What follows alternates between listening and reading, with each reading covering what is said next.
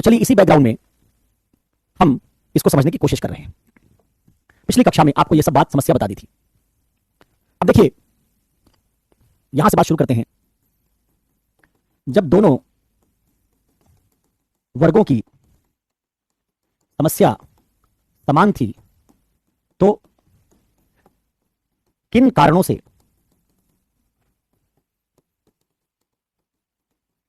अनुसूचित वर्ग की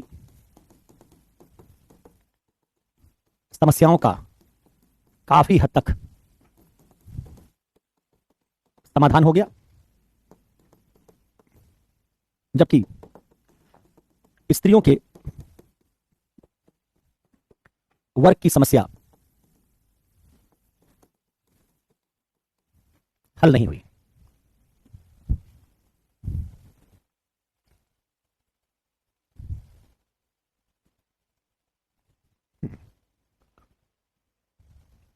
समझिए इस बात को, पहले सुन लीजिए फिर छापूंगा। ये बताओ किसी वर्ग के साथ अन्याय हुआ हो तो लोकतंत्र में उसके साथ न्याय करने का तरीका क्या होता है? ध्यान से बात सुनना। जो बात समझा रहा हूं निबंध के लिए, एथिक्स के लिए, सोसाइटी के पेपर के लिए, सबके लिए बड़ी जरूरी है। और एथिक्स से बहुत सवाल पूछता है। सोसाइटी में भी 60 नंबर 70 नंबर का सोसाइटी का जो क्वेश्चन आता है फर्स्ट पेपर में, उसमें भी इस तरह के सवाल पूछे गए हैं। इसके बाद ध्यान से सुनना। देखो तुमने देखा है कि परिणाम सापेक्षतावादी स्वार्थवादी नैतिकता कहती है कि जो तुम्हारे हित में है वही नैतिक है। ये तो स्वार्थवाद है, जिससे तुम्हारा फायदा हो वही नैतिक है। फिर वो चाहे बड़ा बड़ा आदर्श ही क्यों ना हो, अगर तुम्हारा फायदा नहीं करवा रहा है तो वो तुम्हारे लिए किसी काम का नहीं। ठीक, अब जरा समझना। भारत में दलितों और स्त्रियों के साथ जब जाति के आधार पर, दलितों के साथ लिंग के आधार पर स्त्रियों के साथ हिंसा हो रही है, स्त्रियों को जलाया जा रहा है दहेज के लिए, सती प्रथा के लिए, बाल विवाह कर दिया जा रहा है। 12-14 साल की उम्र में एक लड़की की शादी हम कर देते थे, इसका मतलब उसको रेप के लिए धकेल दिया। 14 साल की लड़की की शादी करोगे तो बेसिकली उसका रेप हो रहा है। 16 साल 15 साल में मां बन गई, उसको हम सब कल्चर कहते थे। इस तरह से अनुसूचित जातियों को अस्पृश्य मानते थे, उनके साथ छुआछूत का बर्ताव करते थे, उनके साथ हिंसा करते थे। तो ये समस्या जब दोनों वर्गों के साथ इस तरह की थी तो ऐसा कैसे हुआ कि स्त्रियों के साथ समस्या खासतौर पर यौन हिंसा की, अपमानजनक भाषा की, अधिकार ना मिलने की, संसद विधायिका में उनकी संख्या अपनी आबादी के अनुपात में ना होने की, यह समस्या क्यों हल नहीं हुई? जबकि अनुसूचित जातियों में अपनी आबादी के अनुपात में संसद में संख्या हो गई, उन्होंने SC/ST एक्ट बनवा लिया, जाति सूचक शब्द कहने पे लोग जेल जाने लगे। कैसे हुआ ये? तो मैं तुमको इसका कारण बताता हूं कि देखो अंबेडकर ने अनुसूचित जाति के सशक्तिकरण के लिए क्या पैदा किया। एक तरफ कौन था? शूद्र, और दूसरी तरफ थी स्त्री। शूद्र के साथ जुड़ा अंबेडकरवाद। और अंबेडकरवाद क्या है? अंबेडकरवाद है एक तरह का स्वार्थवाद। क्या कहा अंबेडकर ने? जो शूद्रों के हित में नहीं है, जो शूद्र वर्ग के हित में नहीं है, वह स्वीकार्य नहीं है। ये शुरू किया स्वार्थवाद। हमारे जो हित में होगा वही मानेंगे, ये अंबेडकरवाद है। अंबेडकर ने शूद्रों में भरी वर्गीय चेतना, इसको क्या कहते हैं? वर्गीय हित की चेतना का निर्माण। अंबेडकर ने स्वार्थवादी नैतिकता से वर्गीय हित की चेतना का निर्माण किया। अंग्रेज भारत पर शासन कर रहे थे। अंबेडकर ने अंग्रेज जो भारत पर शासन कर रहे थे उनका विरोध किया कि उनके साथ मिलकर अनुसूचित जातियों के हित के लिए काम किया। आप पाएंगे अंबेडकर ने स्वतंत्रता आंदोलन में कोई भूमिका नहीं निभाई। क्यों? क्योंकि अंबेडकर का स्पष्ट मानना है कि हिंदू समाज दलितों को अधिकार नहीं देगा। अंग्रेजों ने हिंदुओं को जो गुलाम बना रखा है, यही अंग्रेज हैं जो दलितों को रियायत दे सकते हैं। इसलिए अंबेडकर ने भारत को गुलाम बनाने वाले अंग्रेजों के साथ गठजोड़ किया। कौन सी नैतिकता है? स्वार्थवाद। भाई अंग्रेज तो साम्राज्यवादी है ना, उपनिवेशवादी है, दुनिया के 70 मुल्कों को गुलाम बना रखा है। तो अगर गुलामी बुरी है तो सवर्णों की गुलामी करे शूद्र ये भी बुरा है, और अंग्रेज भारतीयों के ऊपर गुलामी थोपे ये भी बुरा है। अगर गुलामी बुरी है तो दोनों गुलामी बुरी है। तब तो अंबेडकर को क्या करना चाहिए था? अंग्रेजों का विरोध करना चाहिए। तुमने भारत पर कब्जा कर रखा है, भारतीयों को गुलाम बना रखा है, रंग भेद कर रहे हो। और केवल भारत में नहीं, साउथ अफ्रीका में भी रंग भेद कर रहे थे, पूरी दुनिया में काले लोगों के साथ भेदभाव कर रहे थे, चमड़ी के रंग के आधार पर लोगों को मारते पीटते थे, जलील करते थे। तो जब अंग्रेज ये कर रहे थे तो अनैतिक था। अगर अंबेडकर एक व्यापक न्याय की नैतिकता के पक्ष में होते तो जिस आधार पर वो वर्ण के आधार पर ब्राह्मण क्षत्रिय भेदभाव कर रहे थे शूद्रों के साथ, वो गलत मान रहे थे अंबेडकर, उसी आधार पर अंग्रेज जब भारतीयों के साथ, अंग्रेज जब दुनिया के बहुत सारे अफ्रीकी देशों के साथ भेदभाव कर रहे थे तो अंबेडकर उसको भी गलत मानते। तो अंबेडकर क्या करते? दो लड़ाई लड़ते, एक शूद्रों के सशक्तिकरण की लड़ाई और एक भारत की आजादी की लड़ाई। अंबेडकर ने शूद्रों के सशक्तिकरण की लड़ाई तो लड़ी, लेकिन भारत की आजादी की लड़ाई नहीं लड़ी। इसका मतलब अंबेडकर न्याय के आदर्श नहीं, अंबेडकर वर्गीय हित के साथ खड़े हैं। अगर शोषणकारी, साम्राज्यवादी, उपनिवेशवादी अंग्रेज अनुसूचित जातियों को न्याय दिलवा सकते हैं, उनका हित पूरा कर सकते हैं, तो हम अंग्रेज के साथ खड़े हो जाएंगे। इसलिए मैंने एक बार कहा था आपको, सुभाष चंद्र बोस और अंबेडकर लगभग एक जैसे लोग हैं। सुभाष चंद्र बोस ने भी क्या कहा, जर्मनी जापान से अंग्रेजों की दुश्मनी है। भले जर्मनी जापान भी साम्राज्यवादी, जापान ने चीन पर कब्जा कर रखा, जर्मनी ने यूरोप के बहुत सारे राज्यों पर कब्जा कर रखा है, वो भी साम्राज्यवादी है अंग्रेजों की तरफ। लेकिन अगर जर्मनी जापान हमको अंग्रेजों से लड़ने में मदद करते हैं तो हम जर्मनी जापान के साथ क्या कर लेंगे, हाथ मिला लेंगे। सुभाष चंद्र बोस ने भी वैश्विक आदर्श के लिए नहीं, भारतीयों के हित के लिए जर्मनी जापान से हाथ मिला लिया। ठीक वैसे अंबेडकर ने दलितों के हित के लिए अंग्रेजों से हाथ मिला लिया। कौन सा दिखता है, स्वार्थवाद। परिणाम क्या हुआ?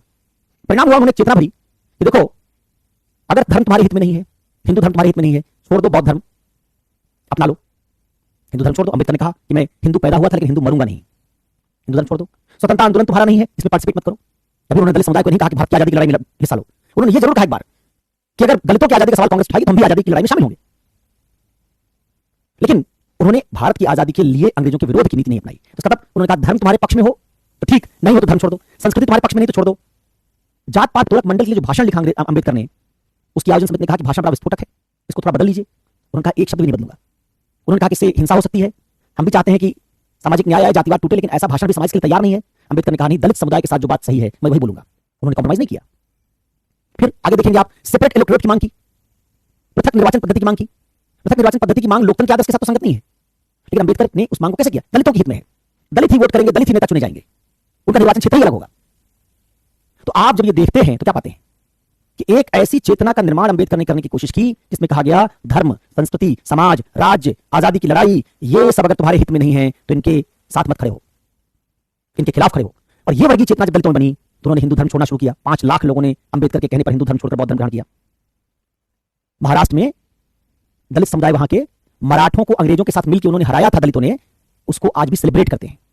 मराठा भारतीय थे, दलितों ने मराठों को हराया अंग्रेजों के साथ मिलकर, उसको सेलिब्रेट करते हैं। क्यों? क्योंकि मानते हैं कि मराठे उच्च जाति के थे। तो आप जब देखेंगे पूरे अंबेडकरवाद को क्या पाएंगे, स्वार्थवाद, फिर आरक्षण, फिर अंबेडकर ने जितने आइडियाज बताए कि धर्म पर पाबंदी लगा दो, गीता बैन कर दो, मनुस्मृति बैन करो, सारी किताबें बैन करो, सिर्फ ऋग्वेद छोड़ के। इसी आइडिया को आगे चल के काशीराम मायावती ने आगे बढ़ाया। क्या कहा? काशीराम का और मायावती का शुरुआती नारा क्या था बहुजन समाज पार्टी का? तिलक, तराजू और तलवार, इनको मारो जूते चार। सामाजिक सद्भाव से नहीं सशक्तिकरण किया, कहा क्लियरली पहचानो कि जो तिलक, तराजू, तलवार है, ब्राह्मण, क्षत्रिय, वैश्य हैं, ये तुम्हारे दुश्मन हैं, इनसे सामाजिक सद्भाव नहीं होगा। इस सामाजिक संरचना को हम तोड़ेंगे तभी हमारा सशक्तिकरण होगा। और ये बात जब अनुसूचित जातियों के अंदर जाती है तो अनुसूचित जातियां आक्रोश पैदा कर पाती हैं। क्या होती हैं? लामबंद होती हैं। क्या बनती है उनमें? वर्गीय चेतना, अपने हित की चेतना। वर्गीय चेतना मतलब अपने हित की चेतना। और अपने हित की जब चेतना बनती है तो लोकतंत्र में क्या शुरू होती है? लोकतंत्र में यही जातियां इकट्ठा हो जाती हैं। एक साथ 17% जातियां एक जगह वोट देंगी। क्या बनता है इससे? इसी वर्गीय चेतना से बनता है। ये जो वर्गीय चेतना मैंने बताई, जिस वर्गीय चेतना में क्या है? आक्रोश है, जिसमें स्वार्थ है, इसी वर्गीय चेतना में है वोट बैंक। वोट बैंक क्या बना? 17-18% दलित वोट बैंक। अब जरा बताओ कि दलित क्या करेंगे? उसी पार्टी को वोट देंगे, उसी पार्टी को वोट देंगे जो पार्टी उनके हित में काम करेगी। परिणाम स्वरूप क्या शुरू हुई? इससे शुरू हुई दलित पॉलिटिक्स, जिसको कहते हैं पहचान की राजनीति। पहचान की राजनीति, आइडेंटिटी पॉलिटिक्स। अब जरा बताओ 17% वोट अगर कहीं एक जगह लोकतंत्र में पड़ेगा तो एक पार्टी चुनाव जीतेगी, दूसरी हारेगी। इसका दलितों ने इस स्वार्थवाद से क्या किया? इस स्वार्थवाद से लोकतंत्र में चुनाव परिणाम को प्रभावित करना शुरू किया। बात अभी ध्यान से सुनना, अभी बहस मत करना, अभी पूरी बात सुनना पहले। लोकतंत्र चुनाव परिणाम को प्रभावित करना शुरू किया। दूसरा, जब उनमें आक्रोश बना तो उनमें क्या बना? ये बताओ, कोई जो शोषण कर रहा होता है किसी एक वर्ग दूसरे वर्ग का, तो शोषण करने वाला वर्ग अपनी मर्जी से कभी अधिकार देगा शोषित को? अगर मैं किसी का शोषण कर रहा हूं और शोषण करने से मेरा फायदा है, वो शूद्र मेरे खेत में बेकार कर रहा है, तो मैं उसको अधिकार क्यों दूंगा? और अगर शोषित आदमी में कोई क्रोध ही नहीं मेरे शोषण के बावजूद, तो अधिकार लेगा नहीं। अंबेडकर ने इस बात को समझा। क्या समझा? कि अगर दलित उसी धर्म के भीतर रहेंगे जो धर्म का शोषण कर रहा है, उसी संस्कृति का पालन करेंगे जो संस्कृति उनका शोषण कर रही है, तो संस्कृति में उच्च वर्ग उनको अधिकार देंगे नहीं, और दलित अधिकार मांगेंगे नहीं, तो अधिकार कभी उनको मिलेगा ही नहीं। लेकिन अगर उनमें वर्गीय चेतना पैदा कर दी जाए, धर्म के खिलाफ, संस्कृति के खिलाफ, तो क्या करेंगे? उनमें गुस्सा पैदा होगा। गुस्सा पैदा होगा, क्या करेंगे? अधिकार छीनेंगे। तुमने पढ़ा होगा, अधिकार दिए नहीं जाते, छीनने पड़ते हैं। अधिकार दिए नहीं जाते, छीनने पड़ते हैं। तो क्या हुआ? इस आक्रोश से अधिकार छीनने की प्रवृत्ति आई। भारत में आज आप कह दीजिए कि आरक्षण पर खतरा है, सारी दलित और पिछड़ी जातियां सड़क पर आ जाएंगी। अधिकार वो अपना छीनने नहीं देगी, उल्टा अधिकार ले लेंगी। भारत में सुप्रीम कोर्ट ने एससी एक्ट में संशोधन की बात कही थी कि न्यायपूर्ण नहीं है, दलित जातियां सड़क पर आ गई थी। हाँ, न्यायपूर्ण हो या ना हो, एससी एक्ट में संशोधन नहीं कर सकते हो। अब जरा इसके बरक्स स्त्रियों को देखिए, ठीक है? क्या देख रहे से? जब दलित इस तरीके से लामबंद हो जाएंगे, 17% उनका वोट एक जगह पड़ने लगेगा, तो हर पॉलिटिकल पार्टी को पता चल जाएगा कि बिना दलित वोट बैंक के चुनाव नहीं जीतेंगे। दलित नाराज हो जाएंगे तो हम चुनाव हार जाएंगे। परिणाम स्वरूप हर पॉलिटिकल पार्टी दलितों के पक्ष में खड़ी होने लगेगी। 80 दलित सांसद पहुंच जाएंगे, दलित जातियों में राजनीतिक चेतना पैदा हो जाएगी। परिणाम क्या होगा? एक दलित के साथ अगर हिंसा करोगे एक व्यक्ति के साथ, तुम उस गांव में बहुत मजबूत हो सकते हो, उच्च जाति के हो, लेकिन उसका प्रतिरोध करेगा पूरा दलित समुदाय। बताओ, एक व्यक्ति कितना भी ताकतवर क्यों ना हो, 17% वोट बैंक ज्यादा ताकतवर हो सकता है? नहीं। कोई पॉलिटिकल पार्टी 17% वोट बैंक होने का खतरा नहीं उठा सकती। परिणाम क्या होगा? जिस आदमी ने दलितों के साथ हिंसा की होगी, पुलिस सक्रिय हो जाएगी, पॉलिटिकल पार्टी सक्रिय हो जाएगा, मीडिया सक्रिय हो जाएगा, वो आदमी जेल चला जाएगा। तो जाति सूचक शब्द बोलने वालों का हौसला टूटेगा, जाति हिंसा करने वालों का हौसला टूटेगा। क्योंकि ये जातियां क्या, जिनमें आक्रोश पैदा हुआ, इनमें जब आक्रोश पैदा होगा तो इस आक्रोश से क्या होगा? ये करेंगे शोषण के प्रति कौन सा प्रतिरोध? व्यक्तिगत की वर्गीय? वर्गीय प्रतिरोध। वर्गीय प्रतिरोध करेंगे। और जब वर्गीय प्रतिरोध करेंगे तो शोषण करने वाले का हौसला टूट जाए, क्योंकि शोषण करने वाला तो एक आदमी, प्रतिरोध करने वाला पूरा वर्ग। उत्तर प्रदेश में किसी दलित के साथ हिंसा हुई, हरियाणा, राजस्थान, मध्य प्रदेश, महाराष्ट्र में दलित फर्क पड़ता है, पॉलिटिकल पार्टियां आ गई, संसद में 80 सांसद अलग अलग पार्टी लाइन छोड़ के दलित के लिए खड़े हो गए। तो जिस जिले में हिंसा हुई होगी उसका डीएम एसपी का तबादला हो जाएगा, क्योंकि कोई पॉलिटिकल पार्टी रिस्क नहीं लेगी। परिणाम क्या होगा? राज्य में एक मैसेज जाएगा कि अनुसूचित जातियों के साथ आप हिंसा नहीं कर सकते, करेंगे तो बच नहीं पाएंगे। अनुसूचित जातियों का अधिकार आप डाइल्यूट नहीं कर सकते, क्योंकि अधिकार छीन लेंगे। 18% वोट बैंक उसी को वोट देगा जो उनके अधिकार के लिए लगातार प्रयास करेगा। इससे हजारों साल से चली आ रही शोषण की प्रक्रिया टूटने लगेगी। क्या मिलेगा इससे? सामाजिक न्याय, वर्गीय न्याय। सवर्ण अपने आप कभी दलितों को अधिकार न देते, और सरकारें अगर दलित वोटर उनका कुछ बिगाड़ ही नहीं सकते, चुनाव परिणाम प्रभावित नहीं कर सकते, तो कोई पॉलिटिकल पार्टी दलितों के लिए काम करने नहीं जा रही थी। अंबेडकर ने यह बात समझी। क्या समझा? कि जो धर्म दलितों का शोषण कर रहा है, दलित उसी धर्म का पालन कर रहे हैं। जो संस्कृति उनका शोषण कर रही है, उसी संस्कृति के साथ खड़े हैं। जो उच्च जातियां उनका शोषण कर रही हैं, उन्हीं के खेतों में काम कर रहे हैं। तो ऐसे दलितों में जब कोई आक्रोश पैदा ही नहीं है, न धर्म के लिए, न संस्कृति के लिए, न उच्च वर्गों के लिए, तो ये मुक्त कहां होंगे? फिर तो उनका शोषण चलता रहेगा। इसलिए अंबेडकर ने क्या पैदा किया? वर्गीय चेतना। गांधी अंबेडकर की डिबेट में गांधी इसी बात से सहमत नहीं, मानते हैं कि आक्रोश ठीक नहीं है, लेकिन आक्रोश पैदा नहीं होता तो न्याय कैसे मिलता? इसलिए स्वार्थवादी लोग क्या कहेंगे कि अगर आप इस तरह से वर्गीय हित को लेकर लोगों को लामबंद नहीं करेंगे, दो ही तरीका है दुनिया में न्याय पाने का। एक तरीका है तुम बंदूक लो, शोषक आदमी को गोली मार दो, उसका गला काट दो, जैसे मार्क्सवाद में, लेनिनवाद में हुआ, क्रांति कर दो जार के खिलाफ, रूस में जैसे हुआ। दूसरा तरीका है लोकतंत्र में वोट बैंक बनाओ, अधिकार की चेतना पैदा करो, शोषण करने वाले आदमी के खिलाफ प्रतिरोध बढ़ा दो, वोट बैंक बन जाओ और डेमोक्रेसी में अपने वोट बैंक की ताकत से अपने अधिकार ले लो। अंबेडकर का आइडिया यही वाला है। अब जरा देखो स्त्रियों में, दलितों में अधिकार उन्होंने छीन लिए, स्त्रियों में हम अधिकार दे रहे हैं कि पिता की संपत्ति में लड़की की भी हिस्सेदारी है, इसलिए अधिकार ले नहीं रही। उसका भाई सारी संपत्ति रख के बैठ जा रहा है, इसकी संपत्ति नहीं ले रही, हम अधिकार दे रहे नहीं ले रही। क्यों? क्योंकि तुम्हें अधिकार छीनने पड़ते हैं। और स्त्री के भीतर आक्रोश ही नहीं। दलित का शोषण किसने किया? दलित का शोषण किया उच्च जातियों ने। स्त्री का शोषण कौन कर रहा है? उसी का पिता, उसी का भाई, उसी के घर के लोग। कौन मार के बैठा अधिकार स्त्री का? घर का भाई ही उसकी प्रॉपर्टी मार के बैठा है, पिता ही उसको संपत्ति नहीं दे रहा है, स्त्री तो उसके खिलाफ खड़ी नहीं हो रही। क्यों? स्त्री किसके लिए काम कर रही है? परिवार के लिए, पिता के लिए। अंबेडकर ने क्या कहा? जो शोषक है उसको छोड़ो, चाहे वो धर्म हो चाहे संस्कृति, उसको छोड़ दो। स्त्री क्या कर रही? स्त्री शोषक धर्म में करवा चौथ का व्रत रख रही है, स्त्री रोजा में रोजा रख रही, नमाज पढ़ रही है। जिस धर्म ने स्त्रियों का अधिकार छीना, जिसने उसको बुर्का पहनाया, जिस धर्म ने उसको घर के अंदर कैद किया, जिस धर्म ने उसको सिंदूर मंगलसूत्र लगवाया, पहनाया, टेम किया उसको, उसकी आजादी छीनी, जैसे शूद्रों की छीनी, कहा कि तुम सबसे निम्न हो, भगवान ने तुमको निम्न बनाया है, वैसे ही स्त्रियों की छीनी, कहा पति परमेश्वर है, शौहर से ऊपर कुछ नहीं है, शौहर की बात माननी पड़ेगी। और उस स्त्री में कोई आक्रोश ही नहीं। अंबेडकर ने क्या दिखाया? क्या देखा तुमने? आक्रोश पैदा होना पड़ेगा शोषण की। और क्या पाते हैं आप? उल्टा स्त्रियां तो धर्म के प्रति और निष्ठावान हैं, ये तो और अल्लाह को मान रही हैं, ये तो भगवान के पीछे पागल हैं, शिवरात्रि का व्रत रख रही हैं, करवा चौथ का व्रत रख रही हैं। तो जब तुम्हारा धर्म ही तुम्हारा शोषक है, तुम्हारा हित उस धर्म का विरोध करना है, जैसा अंबेडकरवाद में दिखाई देता है, और तुम उसको पहचानने के बाद उस धर्म को और मजबूत कर रही हो। संस्कृति तुम्हारी शोषक है और तुम क्या कर रही हो? उसी संस्कृति के सारे तत्वों का पालन कर रही हो। कौन संस्कृति? पितृसत्तात्मक। पितृसत्तात्मक पुरुषों की बनाई संस्कृति है। जैसे वर्ण व्यवस्था ब्राह्मणों क्षत्रियों की बनाई संस्कृति थी, अंबेडकर ने कहा उसमें दलितों का हित नहीं पूरा हो सकता, इसलिए ब्राह्मणों क्षत्रियों की बनाई संस्कृति को नहीं मानेंगे। ठीक वैसे धर्म, संस्कृति, ये सब पुरुषों की बनाई। सारे उलूम में मौलवी पुरुष हैं, सारे पुरोहित पुरुष हैं, सारे शंकराचार्य पुरुष हैं, अल्लाह पुरुष, भगवान पुरुष। तो जब ये सारा धर्म का ढांचा पैट्रियार्कल है, कल्चर पैट्रियार्कल है, कल्चर औरतों को घर के भीतर रख रहा है, उनके पहनने ओढ़ने पर पाबंदी लगा रहा है, उनकी आजादी छीन रहा है, और स्त्री उसी का पालन करेगी, तो क्या करे स्त्री? अपने हित को छोड़ के पुरुषों द्वारा बनाए गए धर्म का पालन कर रही है। परिणाम क्या होगा? परिणाम होगा स्त्रियों में कोई वर्गीय चेतना ही नहीं। स्त्री अपने पिता के प्रति ज्यादा निष्ठावान है, अपने भाई के प्रति ज्यादा निष्ठावान है, औरत जात के प्रति कम। तो क्या कहा? एक दलित के साथ हिंसा करोगे उत्तर प्रदेश में, गुजरात में, विरोध पूरे भारत में होगा, लेकिन एक स्त्री के साथ रेप करोगे तो पूरे भारत की स्त्रियां सड़क पर नहीं करती हैं। अगर ऐसा होता जैसे दलित में होता है, 80 सांसद खड़े हो गए दलित हिंसा के खिलाफ, तमाम जगहों पर दलित सड़क पर उतर आए। अगर ऐसा रेप के साथ भी होता कि आपने गांव में ताकतवर पुरुष ने किसी स्त्री के साथ रेप किया, उसी गांव की सारी स्त्रियां सड़क पर उतर आई, उस आदमी का घर घेर लिया, उस प्रदेश में सारी स्त्रियां सड़क पर उतर आई, तो चाहे कितना ही ताकतवर पुरुष क्यों ना होता, उसका हौसला पस्त हो जाता, भाग जाता वो। उसके घर की स्त्रियां क्या कहती, तुम भले हमारे भाई हो, भाई भले हमारे पति हो, हम औरत के साथ खड़े होंगे। तो क्या होता? पुरुष का हौसला टूट जाता। क्या बताया यहां? कैसा प्रतिरोध? वर्गीय प्रतिरोध चाहिए। यहां एक स्त्री के साथ यौन हिंसा हुई उसके साथ स्त्री होने के नाते, अब प्रतिरोध कर रही अकेले। वहां हिंसा हो रही है दलित होने के नाते, प्रतिरोध कर रहा पूरा दलित समाज। क्यों? क्योंकि वर्गीय चेतना पैदा हुई, उनमें स्वार्थ की चेतना पैदा हुई। तो इसका मतलब स्त्रियां स्वार्थी नहीं बन पाई। ये उनके स्वार्थ के खिलाफ जो धर्म है उसी के साथ ज्यादा निष्ठावान है, उनके स्वार्थ के खिलाफ जो संस्कृति उनको बुर्का पहना के कैद कर रही है उसी के प्रति निष्ठावान है, उसी संस्कृति का बुर्का पहन के घूम रही है, उसी संस्कृति का मंगलसूत्र पहन के घूम रही है, उसी संस्कृति के करवा चौथ का पालन कर रही है, उसी का रोजा रख रही है। तो तुम्हारे लिए थोड़ी बनाई वो संस्कृति। अगर इस स्वहित की चेतना विकसित नहीं हुई तो ये 17% आबादी बन गई वोट बैंक, उसने पूरी राजनीति को बदल दिया। जरा सोचो, अगर स्त्रियों में वर्गीय चेतना पैदा होती और 49% स्त्रियां वोट बैंक बन जाती, तब क्या होता? 49% स्त्रियां अगर वोट बैंक बन जाती तो पूरे भारत की लोकतांत्रिक राजनीति पर स्त्रियों का कब्जा हो जाता। 17% दलितों से 80 सांसद पहुंच जाते हैं लोकसभा में, 49% स्त्रियां अगर सक्रिय हो जाती, 300 सांसद स्त्रियां पहुंचती। जिस दिन 300 सांसद लोकसभा में स्त्रियां पहुंच जाएंगी, 50% ज्यादा सांसद विधानसभा में स्त्रियां पहुंचेंगी, स्त्री वोट बैंक से सरकार बनेगी, उस दिन स्त्रियों के साथ एक जगह यौन हिंसा होगी तो डीएमएसपी रातों रात गायब हो जाएंगे, कलेक्टर और कप्तान रातों रात गायब हो जाएंगे, डीसीपी का रातों रात तबादला हो जाएगा, पूरे राज्य की सोच बदल जाएगी।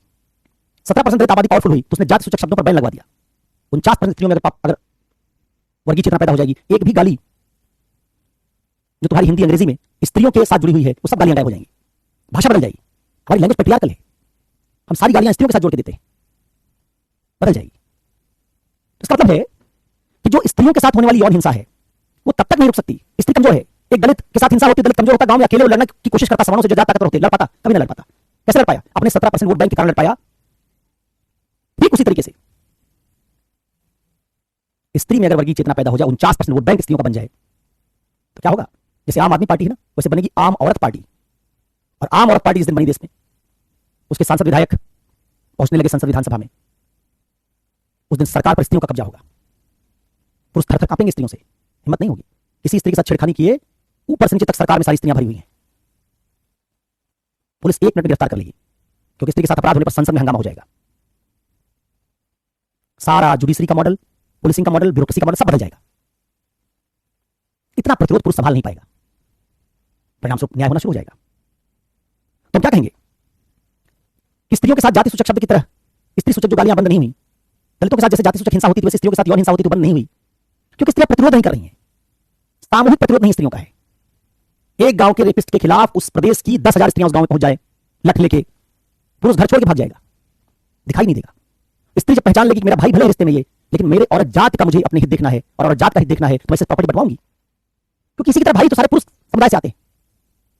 तो भाई हमारा पुरुष समुदाय के लिए लॉयल है, जब कहता है कि संपत्ति हम ले लेंगे तुमसे, इसका मानता है लड़कियों के लिए संपत्ति नहीं, इसका तो वो पुरुष पितृसत्तात्मक संस्कृति के प्रति लॉयल है। मैं अपनी मर्जी विवाह करती हूं, कहता है ऑनर किलिंग कर देंगे, इसका तो वो समाज और संस्कृति पर ज्यादा निष्ठावान है, बहन के प्रति नहीं।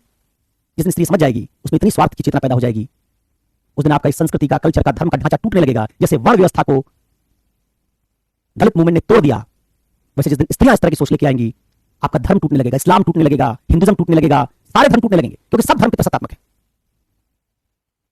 उस दिन परिवार के भीतर भी न्याय की बात होगी कि चिता में आग हम क्यों नहीं लगाएंगे अपने पिता की, पुरुष क्यों लगाएगा? हम लगा सकते हैं। बच्चा हम पैदा करते हैं, पुरुष का नाम क्यों मिलता है? वारिस केवल पुरुष क्यों बनता है? अब हम सवाल उठेंगे जिन सवालों को अभी उठाया नहीं गया। वर्ण व्यवस्था में सारे सवाल उठ गए।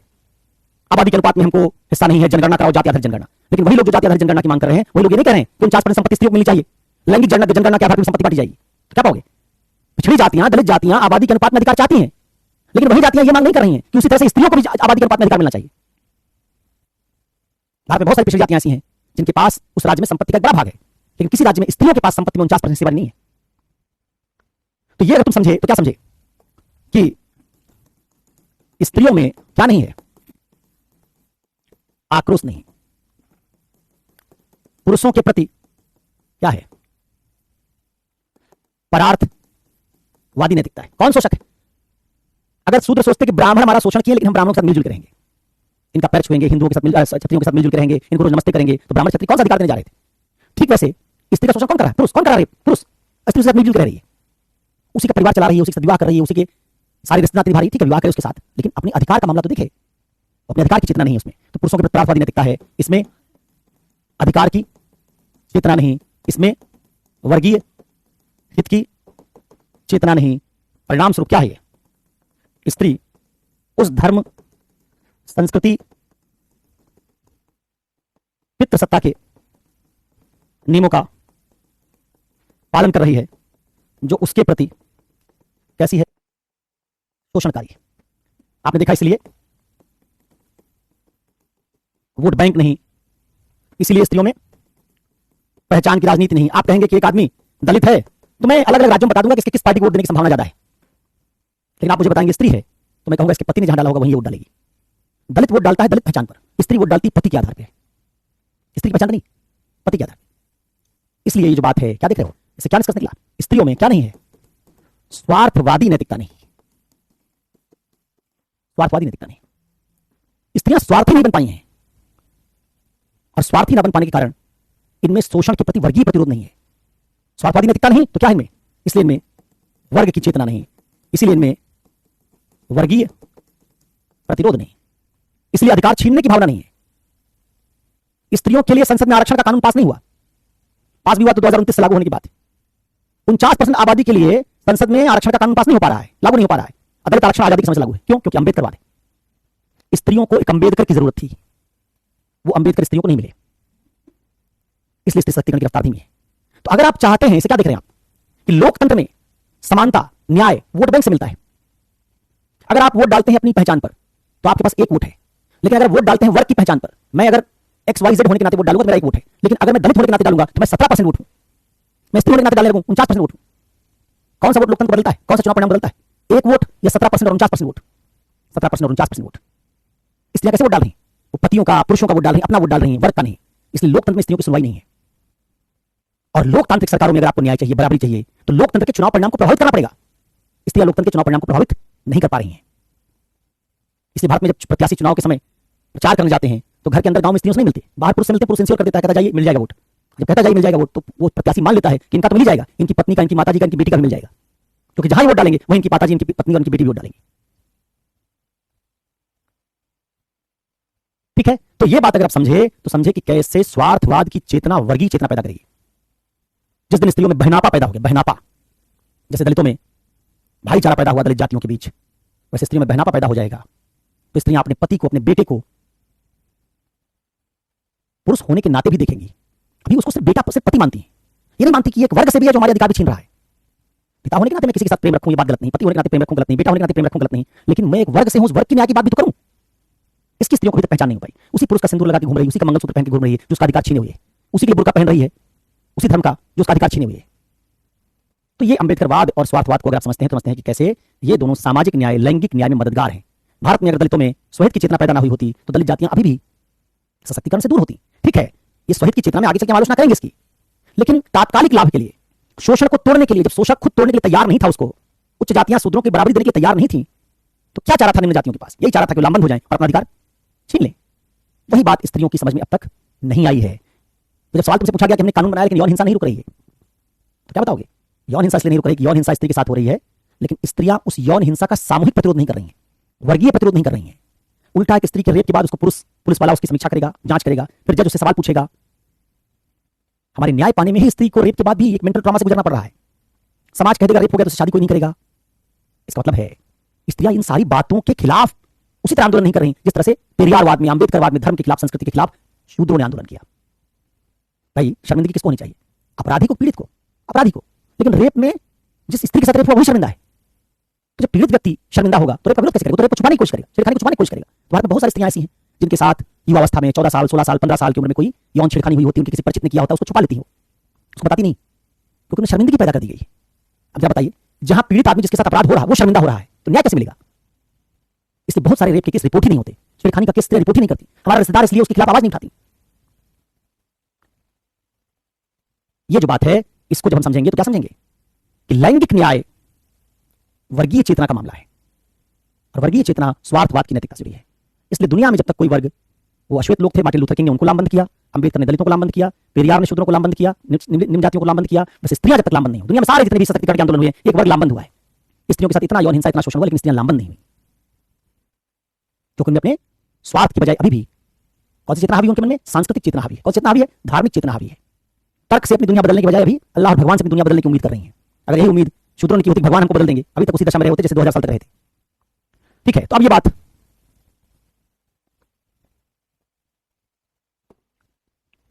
अगर आपकी समझ में आई तो आप समझ पाए कि स्वार्थवाद की नैतिकता हमारी दुनिया को बेहतर भी बना सकती है। बशर्ते स्वार्थवाद का प्रयोग कौन करे? वंचित वर्ग। वंचित वर्ग अगर स्वार्थवाद का प्रयोग करेगा, लामबंद होगा, पहचान की राजनीति करेगा, वोट बैंक बनेगा, लोकतंत्र के चुनाव परिणाम बदलेगा, सामूहिक प्रतिरोध करेगा, अगर ऐसा होगा तो वंचित वर्ग का उत्थान होगा, सशक्तिकरण होगा, उसके न्याय की संभावना, समानता पाने की संभावना बढ़ जाएगी। इस तरीके से अगर हुआ तो आपकी दुनिया बेहतर हो जाएगी। तो बनानी पड़ेगी तुम लोगों को आम औरत पार्टी। आम आदमी पार्टी तुम्हारे लिए कुछ नहीं करेगी, आम औरत पार्टी बनाओ। और ये गलतफहमी मत पालना कि ममता बनर्जी और मायावती वो कुछ करेंगी। कई बार आप लोग सोचते हैं कि स्त्री भी तो राजनेता है।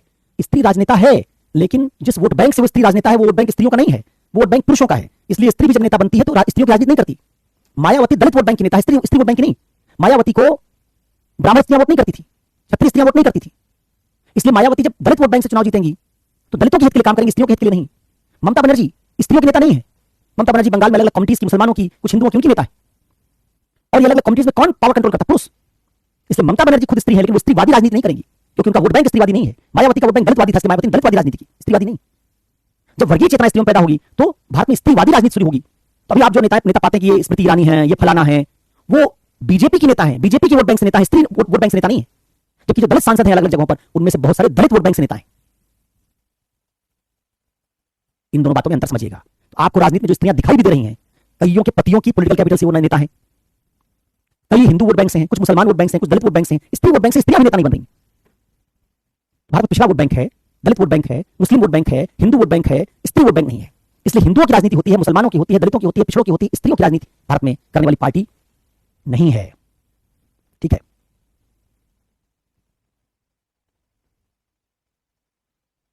महिलाओं की विरोधी इसलिए होती है क्योंकि महिला को अपने हित का ज्ञान ही नहीं है। उसकी चेतना को किसने हाईजैक कर लिया? मार्क्स ने कहा धर्म अफीम होता है। वैसे संस्कृति और धर्म ने महिला की चेतना को बदल दिया है। उसकी लॉयल्टी अपने पिता के प्रति, अपने पति के प्रति ज्यादा है। तो जब एक लड़की नई नई शादी होकर आती है, उसका शोषण सास ही कर रही है, क्योंकि सास पितृसत्ता की एजेंट है। वो चाहती है कि नई आई लड़की ये भी पायल पहने, टोरिंग पहने, सिंदूर लगाए, मंगलसूत्र पहने, बुर्का पहने। वो पितृसत्ता की सारी बात लागू करवाती। ठीक वैसे भारत में जब अंग्रेज शासन करते थे तो अंग्रेज राज में जो सिपाही दरोगा थे कौन थे? अंग्रेज थे क्या? वो सब भारतीय थे। काम किस लिए करते थे? अंग्रेज सिपाही और भारतीय सिपाही और भारतीय दरोगा भारतीयों को पीटते थे, क्योंकि उनकी निष्ठा अंग्रेजों के प्रति। ठीक वैसे जो औरतें हैं अभी, ये हैं औरत शरीर से, लेकिन ये इनकी निष्ठा पुरुषों के प्रति है, क्योंकि पितृसत्तात्मक संस्कृति ने इनकी निष्ठा को बदल दिया है। अंबेडकर आने से पहले जो उच्च जातियों के लठैत होते थे, निम्न जातियों के होते थे, निम्न जाति के लोग लठैत बनते थे, और निम्न जाति के लठैत अपनी जाति के लोग पीटते थे। एक क्षत्रिय जमींदार एक ब्राह्मण आदमी के कहने पर निम्न जाति, पिछड़ी जाति के लोग अपनी जाति के लोगों को पीट देते थे, क्योंकि उनमें अपने वर्ग की चेतना नहीं थी। उनकी निष्ठा अपने गांव के जमींदार के प्रति होती थी। जमींदार जहां कहता था उसको जाके पीट जाते थे। जैसे अंग्रेज जहां कहते थे वहां भारतीय दरोगा भारतीयों को गोली मार देता था। जनरल डायर ने जलियांवाला बाग में जब गोली चलवाई तो जलियांवाला बाग में गोली चलाने वाले लोग कौन थे? सब भारतीय। भारतीयों ने भारतीयों को गोली मार दी, क्योंकि भारतीयों में जो गोली मारने वाले थे उनमें भारतीय होने की चेतना नहीं थी, उनमें सिपाही होने की, अंग्रेजों के प्रति निष्ठावान होने की चेतना थी।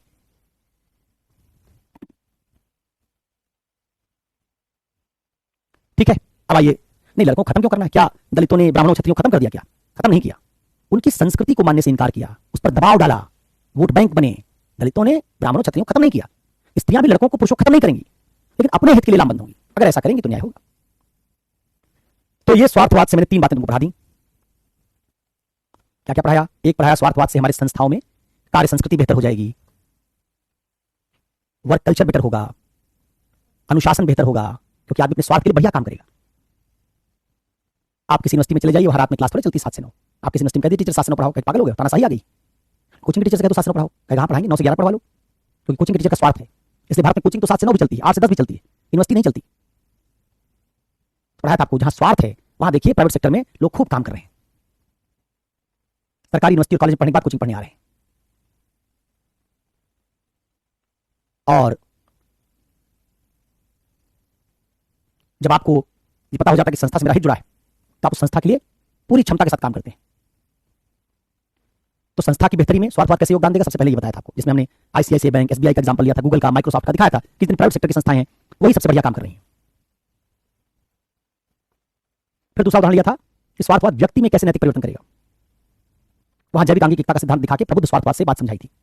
और फिर हम दुनिया की भलाई में कैसे काम करेगा, वंचित वर्गों का उत्थान, सशक्तिकरण, सामाजिक न्याय कैसे हो सकता है, उसके संदर्भ में हम देखने का और देखा कि कैसे आक्रोश जब तक नहीं बनेगा, वर्गीय चेतना नहीं बनेगी, वर्गीय प्रतिरोध नहीं होगा, तब तक हम सामाजिक समस्याओं को हल नहीं कर सकते। क्योंकि सामाजिक समस्याएं होती ही इसलिए हैं कि एक वर्ग कोई शोषण कर रहा होता है, दूसरा वर्ग उस शोषण के खिलाफ आवाज नहीं उठा रहा होता है, तो सामाजिक समस्या चलती जाती है। दूसरा वर्ग जिसका शोषण हो रहा है वही आवाज उठाने लगे, वही विरोध करने लगे, उस शोषण के खिलाफ खड़ा हो जाए तो शोषण नहीं चल पाएगा। स्वार्थवाद यही करता है। चलिए अब आते हैं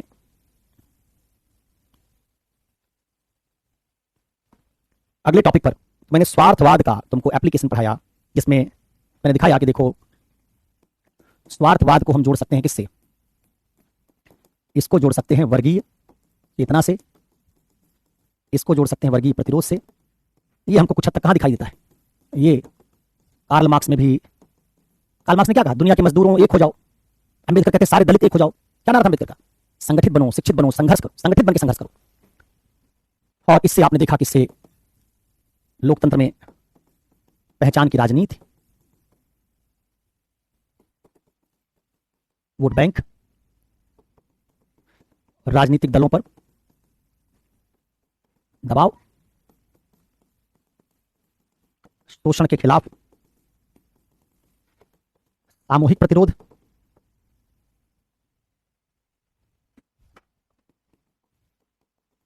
अपने पक्ष में कानून बनवाने की। लोकतंत्र सौदेबाजी का लोकतंत्र है। लोकतंत्र में सबकी ताकत बराबर नहीं होती। जिस वर्ग का लोकतंत्र में चुनाव जीतने और हारने में जितना रोल होता है, उसकी लोकतंत्र में उतनी ताकत होती है। तो लोकतंत्र में जो ज्यादा लोकतंत्र के परिणाम प्रभावित कर सकता है, उसी के पक्ष में लोकतंत्र ज्यादा कानून बनाता है। तो अपने पक्ष में कानून बनवाने की ताकत, लिखा बनवाने की, इसको ठीक कर देता हूं। ठीक है। सांस्कृतिक धार्मिक चेतना के स्थान पर स्वहित को, यह है जिनसे परिणाम में क्या आता है, इनसे परिणाम में आएगा सशक्तिकरण, इससे आएगा सामाजिक न्याय।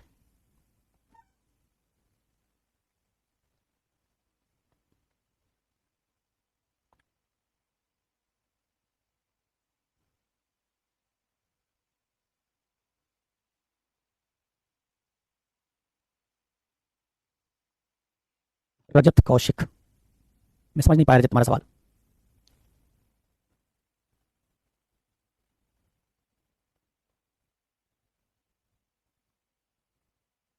लड़कों को खत्म नहीं करना, लड़कों को लिमिट में रखना है। लड़कों के लिए बच्चा पैदा करने की मशीन नहीं बनना है, लड़कों के वंश चलाने के लिए वारिस नहीं देना है, लड़कों से अपनी संपत्ति का अधिकार बराबरी का लेना है, लड़के यौन हिंसा करें तो उसका सामूहिक प्रतिरोध करना है। लड़के अच्छे हो जाए क्या दिक्कत है, हमको बुरे लड़कों से समस्या है, लड़कों से थोड़े। लड़कों में बुराई आ गई, बिगड़ गए लड़के, बिगड़े लड़कों को सुधारना है, उनको समझाना है जो प्रॉपर्टी कब्जा करके बैठे हो तुम्हारी नहीं, इसमें आधा हिस्सा हमारा है। तुम भाई पिता जरूर, इसका मतलब थोड़ी हमको कंट्रोल कर लोगे। ये बात पुरुषों को समझानी है, और कोई शोषक समझाने से नहीं समझता। अंबेडकर कहेंगे, मार्क्स कहेंगे,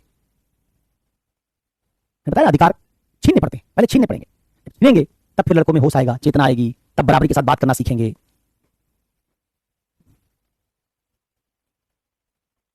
मैंने ये थोड़ी कहा भाई तुम अच्छे नहीं हो, कौन अच्छा है कौन खराब, मैं तो अभी जनरल बात कर रहा हूं, मैं कैरेक्टर सर्टिफिकेट नहीं बांट रहा हूं।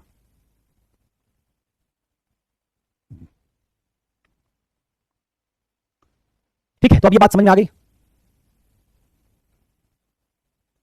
तो पहले तो स्त्रियों को समझना है धर्म को लिमिट करना है, संस्कृति को लिमिट करना है। धर्म की हर बात ठीक नहीं होती, धर्म में हमारा हिस्सा बनना चाहिए। हमारे हिसाब से धर्म की कुरीतियों को दूर करना होगा। ये पुरुषों का धर्म है, इसमें स्त्रियों के लिए जगह बनानी होगी।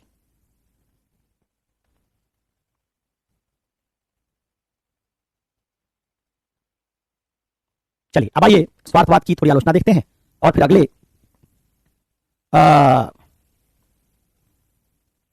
नहीं अभी आंदोलन मत करना पल्लवी, क्लास खत्म हो जाने दो। क्लास के बीच में आंदोलन कर दोगे तो फिर आज क्लास ही नहीं चल पाई, कल चली नहीं थी, आज चल नहीं पाएगी, ज्यादा नुकसान हो जाएगा। क्लास खत्म होते आंदोलन कर देना। तो स्वार्थवाद की थोड़ी आलोचना देखेंगे, और फिर उसके बाद दो डॉक्टर पद्मश्री थे, उनकी रिपोर्ट का कहां से पता चल गया आपको? अच्छा रजत, उसका पता मुझे चला था, आकाशवाणी हुई थी रात में, उसमें आके मेरे कान में देवदूत जिन फरिश्ता बता के गए थे। अरे यार पब्लिक डोमेन में रिपोर्ट होती है, अखबार पढ़ता हूं भाई मेरे, वहीं से पता चला था। तो अखबार से पता चलता है भाई, अब किसी मकसद से अगर सवाल पूछ रहे हो कि डॉक्टर डॉक्टरों के खिलाफ रिपोर्ट बनाते हैं तो पुरुष भी बना सकते हैं, हाँ तो मैं पुरुष ही तो पढ़ा रहा हूं। स्त्रियां गलतफहमी का शिकार है, उनको बाहर आना चाहिए उससे। 2-4-10 पुरुष अच्छे होंगे तो थोड़ा काम चलेगा। 2-4-10 तो छत्री ब्राह्मण भी, बुद्ध भी तो छत्री थे, अच्छे थे। एक छत्री के अच्छे होने से क्या होता है, एक ब्राह्मण के अच्छे होने से क्या होता है? बड़ौदा के महाराज ने अम्बेडकर पढ़ने भेजा, अच्छे थे। हमको पूरे समाज की बात करनी है।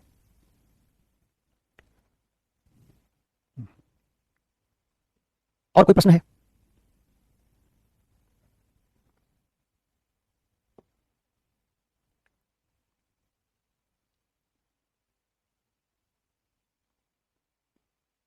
खुश रहो चले भक्त, खुश रहो। कोई सवाल और?